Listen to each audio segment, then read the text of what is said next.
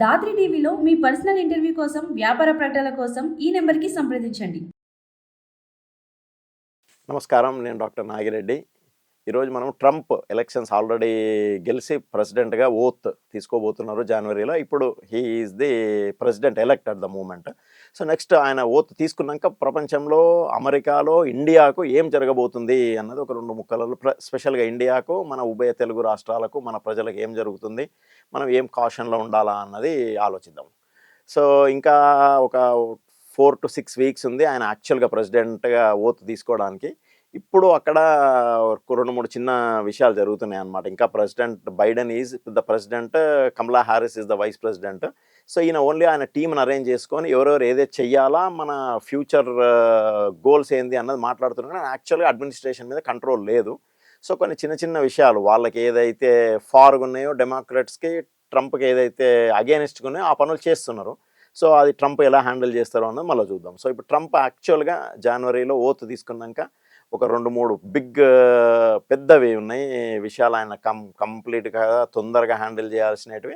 దాని తర్వాత ఇండియాకి సంబంధించినవి ఒక 5-6 విషయాలు ఉన్నాయి. సో ఫస్ట్ ట్రంప్ ఓత్ తీసుకున్న ఇమ్మీడియట్ తర్వాత ఫస్ట్ రష్యా యుక్రెయిన్ వార్ ఏం కావాలా, ఇజ్రాయెల్ మిడ్ గల్ఫ్ వార్ ఇది ఏం కావాలా అన్నది, వాళ్ళ ఇమిగ్రెంట్స్ అన్నది ఆయనకు మెయిన్ ఇష్యూ అనమాట. సో ఇవేం చేయాలా అన్నది నాకు తెలిసినంత మటుకు ఆల్ త్రూ ఏది క్యాంపెయిన్ చేసేటప్పుడు ఆయన క్లియర్గా చెప్పిండు, రష్యా యుక్రెయిన్ వార్తో అమెరికాకి సంబంధం లేదు, మేము యుక్రెయిన్కి ఇంకేం సపోర్ట్ చెయ్యము.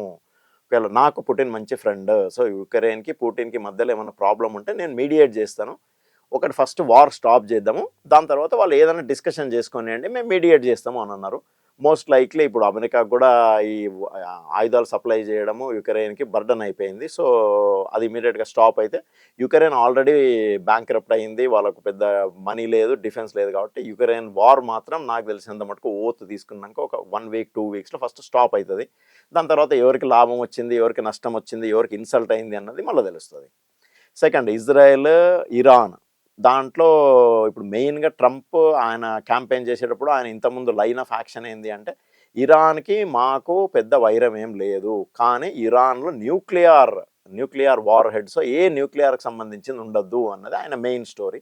దాని తర్వాత ఇజ్రాయెల్, మీ అందరి దేశం మధ్యలో ఎప్పుడు కొట్లాటలో, మీ ప్రాబ్లమ్స్ ఎప్పుడు సెటిల్ కావు, మీరందరూ మాట్లాడుకుంటుండాలా, కానీ నా కన్సర్న్ అన్నది. సో దాన్ని బేస్ మీదనే ఆయన గెలిచి ఇంకా ఓత్ తీసుకోక మధ్యలోనే ఐ థింక్ మన నెతన్యాహు, ఇజ్రాయెల్ ప్రెసిడెంట్, వీళ్ళ మధ్యలో డిస్కషన్ జరిగింది. So they have already got all information ఏమేమి జరుగుతుంది అన్నది. సో ఒక మెయిన్ న్యూక్లియర్ ఏదైతే కాంప్లెక్స్ ఉందో దాన్ని ఆల్రెడీ డిస్ట్రాయ్ చేసిండ్రు. ఒకవేళ వాళ్ళిద్దరూ అక్కడ ఇంకేం న్యూక్లియర్ మెటీరియల్ లేదు అని డిసైడ్ అయితే మాత్రం ఆ వార్ కూడా క్లోజ్ అయిపోతుంది. ఇంకా అది ఎప్పటికీ 100% క్వైట్గా గల్ఫ్ ఉండడము అన్నది కుదరదు. సో అది జరుగుతుంటుంది. So Israel will have good relations with America, and Israel will have good relations with India, and we will continue. Right. So Trump వచ్చినాక మెయిన్గా అమెరికాలో ఆయన చేయాల్సింది, ఆయన అనుకున్నది మెయిన్గా ఇల్లీగల్ ఇమిగ్రెంట్స్ని ఈ దేశం నుంచి కంప్లీట్గా తీసేయాలా అన్నది. సో దానికి వేరే సోర్సెస్ త్రూ జరుగుతున్న డిస్కషన్ ఏంటంటే, ఎప్పుడు లేనట్లు ఎమర్జెన్సీ డిక్లేర్ చేసి మొత్తం ఆర్మీని డిప్లాయ్ చేసి ఇల్లీగల్ ఇమిగ్రెంట్స్ని బయటకు తీసుకొస్తారా అన్నది క్వశ్చన్ మార్క్. ఒకవేళ అది చేయగలిగితే మాత్రం ప్రపంచానికే ఒక కొత్త new mark, how to deal with immigrants అన్నది చేసినట్లయితుంది. సో ఇది ఇంకా ఆయన చేసిన ప్రపంచానికి సంబంధించింది పక్కన పెడితే, ఇప్పుడు ఇండియాకు, మన ఉభయ రాష్ట్రాల ప్రజలకు ఏంటి అంటే, డెఫినెట్గా ప్రైమ్ మినిస్టర్ మోదీకి ప్రెసిడెంట్ ట్రంప్కి మంచి రిలేషన్స్ ఉన్నాయి.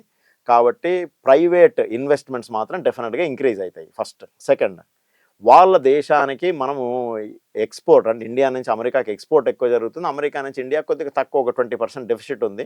సో దాని మీద ఒకవేళ ట్రంప్ పెద్ద సీరియస్ కాకుంటే ఇంకేం కాదు, లేదంటే టారిఫ్స్ అన్నవి స్టార్ట్ అవుతాయి. సో దాని గురించి డిస్కషన్ స్టార్ట్ అవుతుంది. So that is not going to be a big deal discussion. So third most important, Trump, Modi have realised India is China +1. So only సామాను యాజ్ ఇన్ ఎలక్ట్రానిక్స్, ఇంకోటి goods అమ్మడము వదిలేసి technology transfer, defence technology transfer అవుతుంది. దాంతోపాటు capital వస్తే next 4 yearsలో విపరీతంగా ఇండస్ట్రీలు, like big tech industries America based పెరుగుతాయి ఇక్కడ. So there will be more jobs. Fourth ఆయన ఇంతకుముందే మన క్యాంపెయిన్లో డిక్లేర్ చేసినట్టు స్టూడెంట్స్ ఎవరైతే వచ్చి డబ్బులు కట్టి పెద్ద యూనివర్సిటీలో చదివినరో వాళ్ళందరికీ మళ్ళీ లాంగ్ వెయిట్ చేసి జాబ్ వచ్చి నువ్వు H1 వచ్చినాక గ్రీన్ కార్డ్ కాకుండా if you have shown real intent మీకు మంచి నాలెడ్జ్ ఉంది యూనివర్సిటీలో లీగల్గా వచ్చి డబ్బులు కట్టి చదివితే మీ లాస్ట్ ఎంట్రీ ఎగ్జిట్ అయ్యి సర్టిఫికేట్ తీసుకునేటప్పుడు గ్రీన్ కార్డ్ ఇచ్చేస్తా అని అంటున్నాడు.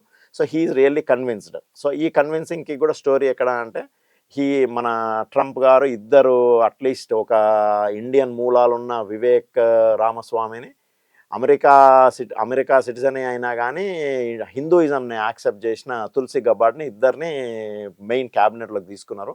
సో ఆయనకి ఇంటెంట్ ఉందన్నమాట, ఇంతకుముందు చెప్పినది చేస్తున్నాడు కాబట్టి. So he will be very closely associated with India. So మనకు H1 వీసాలు, F1 వీసాలు, ఇవన్నీ వీసాలోకి స్మాల్ ప్రింట్ డెప్త్లకు పోవద్దు మేము. సో ఇదంతా చాలా జరుగుతుంది, కానీ కొద్దిగా ప్రాసెస్ ఈజీ అవుతుంది అని అనుకుంటున్నాం. ఇంకోటి లాస్ట్గా మనము ఆలోచించేది ఏంటి అంటే, ఇంతకుముందు అమెరికాలో ఇల్లీగల్ ఏ సిటిజన్ అయినా కానీ అమెరికాలో బర్త్ అయితే మాత్రం ఆటోమేటిక్గా సిటిజన్షిప్ వస్తుంది. ఆ చైల్డ్ సిటిజన్షిప్ బేస్డ్ మీద పేరెంట్స్ కూడా కొన్ని రైట్స్ వస్తాయి అన్నమాట. సో ఇప్పుడు ఈయన అనేది ఏంటి అంటే at least one parent should be a green card holder or a citizen అని.